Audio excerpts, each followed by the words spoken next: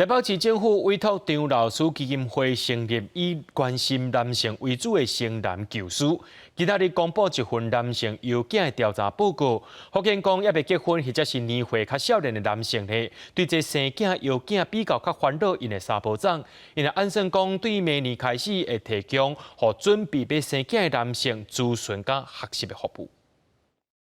如何让小朋友顺利就是可以长大？我觉得对我来讲就是一件很焦虑的事情。新手爸爸讲出烦恼的心声，台北市政府委托张老师基金会成立以关心男性为主的生男故事，立到公布男性生育的调查报告，发现对真侪男性来讲，生囡仔付出的代价比报酬较悬，在压力之下需要心理支持加学习资源。第一个，